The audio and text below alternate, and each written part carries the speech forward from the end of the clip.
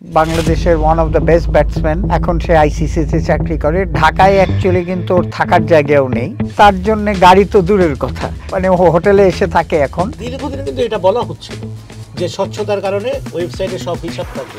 আপনিও সিগনেচার করেছেন সেখানে।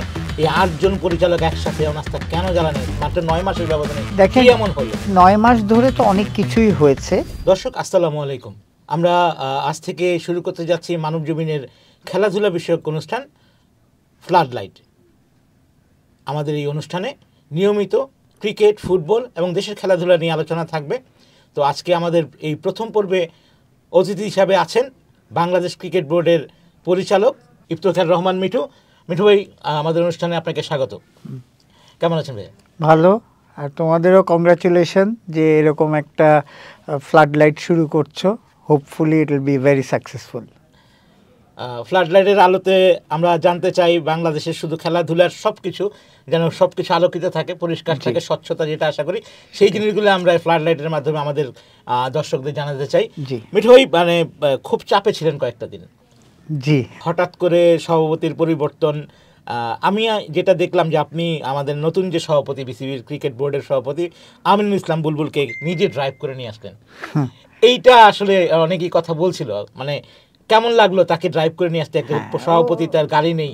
হ্যাঁ, মানে ওর তো all of us know is a brilliant player, বাংলাদেশের one of the best batsman, এখন সে আইসিসিতে চাকরি করে। ঢাকায় অ্যাকচুয়ালি কিন্তু ওর থাকার জায়গাও নেই। হ্যাঁ, সো তার জন্যে গাড়ি তো দূরের কথা। তো সুতরাং ও যখন রিকোয়েস্ট করলো, আমি ওকে মানে ও হোটেলে এসে থাকে এখন, সো নিজের কাজে এসেছিল।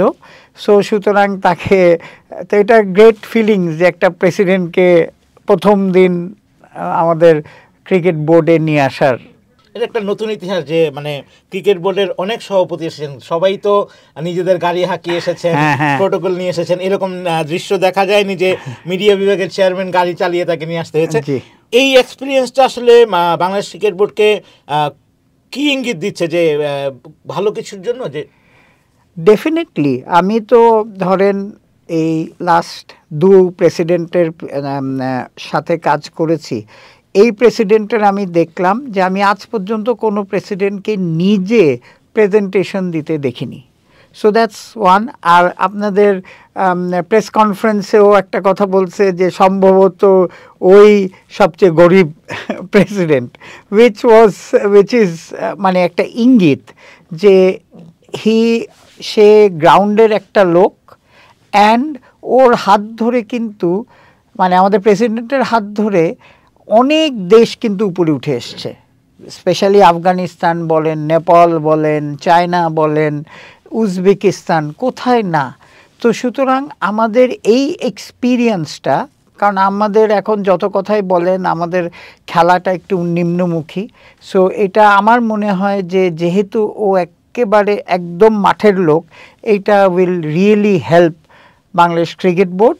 দুটো জিনিস, একটা হচ্ছে একে তো ক্রিকেট, আমাদের cricket operation will be helpful, development will be helpful, সাথে কিন্তু ওর মানে যেহেতু একটা বিদেশি অর্গানাইজেশনে এত বছর চাকরি করেছেন, তাতে হচ্ছে কি ওনার যে এক্সপিরিয়েন্স অফ ম্যানেজমেন্ট সেটা can be transfer to Bangladesh cricket. আর আমরা যদি ওইটাকে অ্যাডাপ্ট করতে পারি, তাহলে আমাদের যে আমরা শুনি না লাস্ট কয়েক বছরে যে প্রবলেম, আমি মনে করি ওইখান থেকে আমরা বার হয়ে আসতে পারবো এবং সিচুয়েশন উইল ইমপ্রুভ অনেক।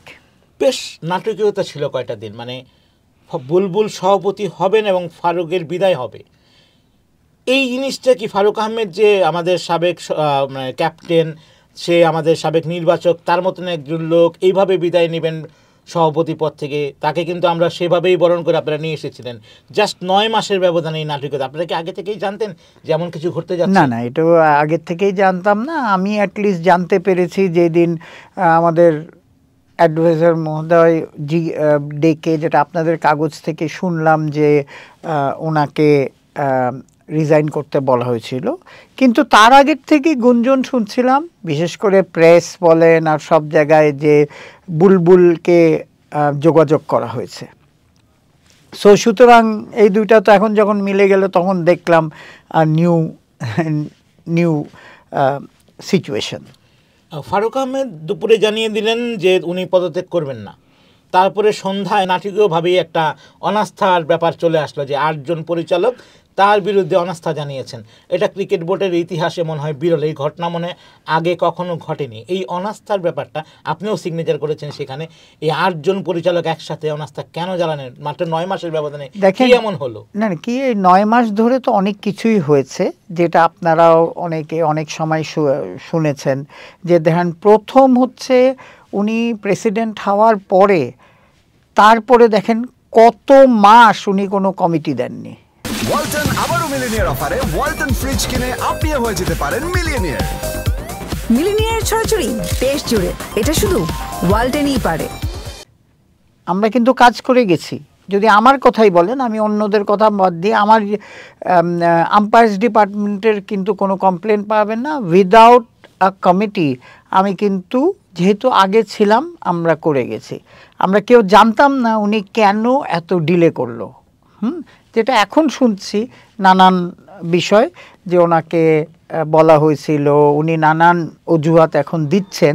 কিন্তু একটা ক্রিকেট বোর্ড একটা মানুষের উপর চলতে পারে না। সেই জন্যই যা প্রবলেম আমি মনে করি, যে বাকি প্রবলেমগুলি যেটা হয়েছে আমাদের বিপিএলে, আপনার টিকিট বেচা ছাড়া বাকি কিন্তু খুবই বলতে হবে যে ওয়ার্স্ট বিপিএল হয়েছে। তো সুতরাং আপনার এটা হয়েছে বিকজ উনি সিঙ্গেল হ্যান্ডেডলি এটার চেষ্টা করেছিলেন। যদিও এখন উনি বলছেন যে ওনার উপর চাপ ছিল এইসব ডিরেক্টরদের ইনভলভ না করা, আবার একই সঙ্গে উনি বলছেন যে আমরা ওনাকে সহযোগিতা করেনি। এইটা আমার মনে হয় না রং। সব ডিরেক্টরই সহযোগিতা করেছেন, কিন্তু আমরা কিন্তু কমিটি ছাড়া, আপনি তো যদি দেখেন কমিটি কবে এসেছে।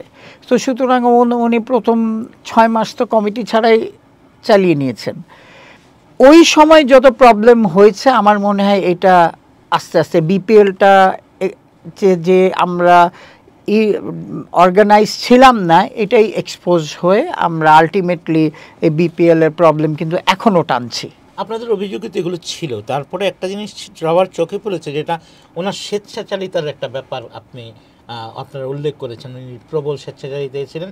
এই ব্যাপারটা কি আপনাদের খুব হতাশ করেছিল? না, ডেফিনেটলি ওনার সাথে বেসিক্যালি সমস্যা হচ্ছে কি, উনি করতো কি, ডিসিশন নিত, ডিসিশন নিজে নিত। ধরেন কোচের ব্যাপারে নিজে ডিসিশন নিয়ে আমাদের একটা অনলাইন মিটিংয়ে করে বলে দিয়েছে this is the decision. So আপনি যখন এটা এখন বলেন বা আগে বলেন বা গত 20 বছরের বাংলাদেশ ক্রিকেট বোর্ডের প্র্যাকটিসে কিন্তু একবার প্রেসিডেন্ট যদি ডিসিশন নিয়ে নেন, সেটা কিন্তু আমাদের এন্ডোর্স করতেই হয়। কথাটা বুঝছেন? সেটাই হয়েছে। কিন্তু উনি যে আলাপ করেছেন যে আমি এই কারণে বাদ দেবে, এই আলাপটা কিন্তু হয়নি। উনি মোটামুটি ডিসিশন নিয়ে উনি এটা আমাদের বলেছে যে এসে যে আমি এটা করতে যাচ্ছি। So most of the decision উনি এইভাবে নামাতে দেখেছেন। তো এটার ফলাফল কি হয়েছে, সেটাতে অন্য এক্সপিরিয়েন্স ডিরেক্টরে, যেরকম ধরেন মাহবুব আনাম বলেন, আমাদের ফাহিম ভাই বলেন, যারা আছে, সালাউদ্দিন ভাই বলেন, সবাই, আমি ইনক্লুডেড, আমাদের তো একটা এক্সপিরিয়েন্স আছে।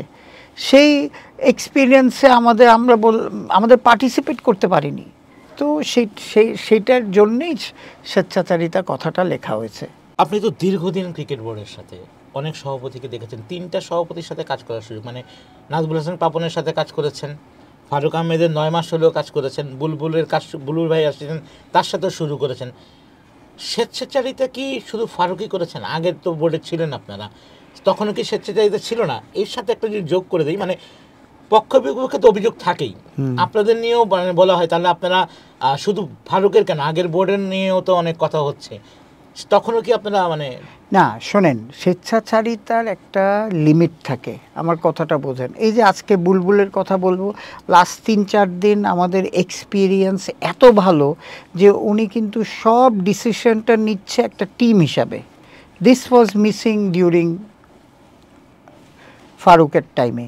আর তার আগে যদি বলেন, তার আগে কিন্তু উনি যদিও 15 বছর ছিলেন, কিন্তু আমি ছিলাম 3 বছর ওনার সাথে। উনি কিন্তু একটা ওনার স্টাইলটা ছিল, উনি ডিপার্টমেন্টটা দিয়ে ডিপার্টমেন্ট কিন্তু নিজের মতো চলেছে।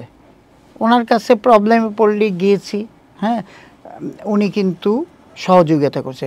উনি কোনো দিনই টেলিফোন করে বা অন্যভাবে উনি ইনভলভ হয়নি এনি ডিসিশন মেকিংয়ে।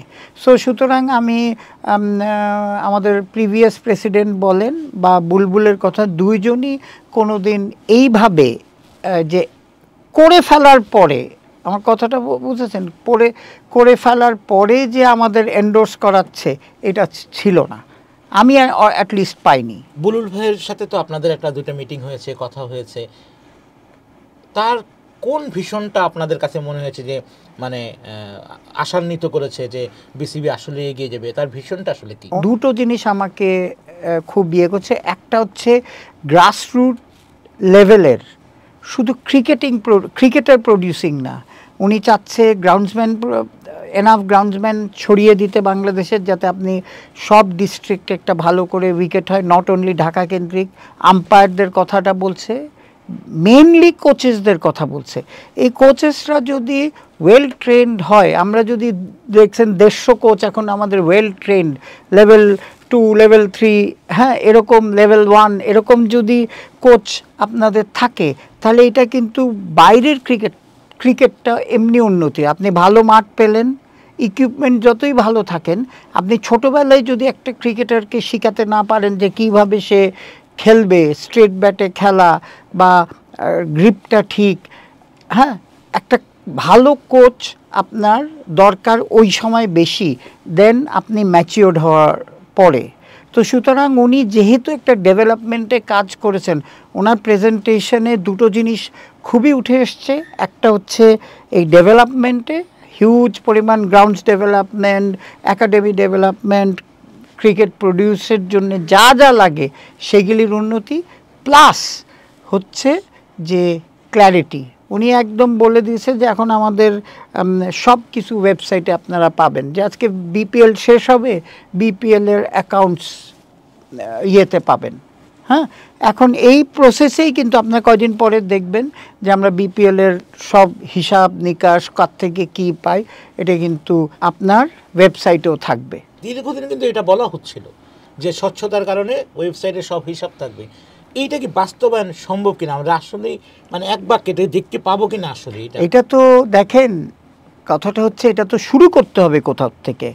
আজকে দেখেন, এটা কিন্তু কন্টিনিউয়াসলি আমরা এই কমপ্লেনটা পেয়ে আসছি, এটা অস্বীকার করার কিছু নেই।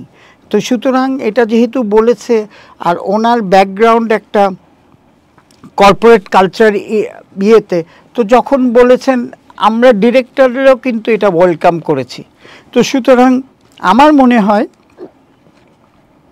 যে এইবার এটা আপনারা দেখতে পারবেন। দুইটা হচ্ছে ডাইভার্সিফিকেশন, রিজনাল ক্রিকেট। আমরা দুটো, ওনার চিন্তা হচ্ছে দুটো পাইলট প্রজেক্ট করে রিজনাল ক্রিকেট স্টার্ট করা, হ্যাঁ, এইটা নিয়ে আমরা অলরেডি কাজ শুরু করে দিয়েছি। ঈদের পরে দেখবেন যে মুভমেন্ট দেখবেন। আর এই ক্ল্যারিটি, এই বিষয়ে তো অনেক কথা শুনছিলাম, এটা নিয়ে দেশের মানুষ অনেক কিছু জানে, আপনার কাছে অনেক কিছু শুনতে পেলাম। আমি একটা জিনিস, আমরা সবার আগ্রহের কারণ এখনও অনেক প্রশ্ন আসে যে আইসিসি আসলে কি বাংলাদেশকে নিষিদ্ধ করবে এই ঘটনায়? যদিও ফারুক আহমেদ মানবজমিনকে জানিয়েছেন যে উনি আইসিসিতে যাননি দেশের ক্রিকেটের স্বার্থে, উনি আইনের আশ্রয় নিয়েছেন।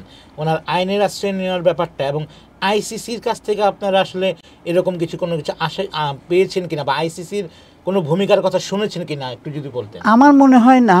কেন, যদি আইসিসি যেভাবে ফারুক সাহেব নিজে প্রেসিডেন্ট হয়েছেন, ফারুক সাহেব কিন্তু, আমরা ইলেক্টেড ডিরেক্টর, কিন্তু ফারুক সাহেব কিন্তু ওয়াজ আ নমিনেটেড ডিরেক্টর। আপনি জানেন আমাদের কনস্টিটিউশনে 25 জন ডিরেক্টরের নাম্বার, 25 জন, তার মধ্যে 23 জন হচ্ছে ইলেক্টেড, হ্যাঁ। একটা হচ্ছে যে আপনার অল ডিস্ট্রিক্ট অ্যান্ড ইয়ের থেকে ইলেকশন করে আসেন, আর 12টা আমাদের যে এখন 76 ক্লাব হবে তাদের থেকে 12 জন আসবে। এই মিক্সচারে একজন প্লেয়ার আর অন্যান্য কোটার থেকে একজন আসবে, আম্পায়ার, প্লেয়ার, ইউনিভার্সিটিজ, হ্যাঁ, সার্ভিসেস, ওদের থেকে একটা আসবে। সো এই দুইজন গভর্নমেন্ট হ্যাজ অল রাইট, তো তাদের রিপ্রেজেন্টেটিভ যে কোনো সময় চেঞ্জ করা। শুধু ক্রিকেটে না, ধরেন বাংলাদেশ ব্যাংক, একটা ব্যাংকে একটা রিপ্রেজেন্টেটিভ ডিরেক্টর আছে, they can pull him out every time, so it's totally legal. And আমাদের তো কনস্টিটিউশনে লেখা আছে যে আমাদের দুটো ন্যাশনাল স্পোর্টস কাউন্সিল নমিনেট করবে। সেই প্রসেসেই কিন্তু আগে জালাল ভাই, বড়ি ভাইকে ওনারা উইথড্র করেছে, সেই জায়গায় ফাহিম ভাই অ্যান্ড ফারুক ভাই এসছে। সো সেম প্রসিডিওরই কিন্তু এখন মেনটেন করেছেন। তো তখন যদি আইসিসি কিছু না বলে থাকে তাহলে এখনও বলার কোনো ওয়ে নাই। আর আইসিসি একটাই হচ্ছে যে গভর্নমেন্ট হস্তক্ষেপ।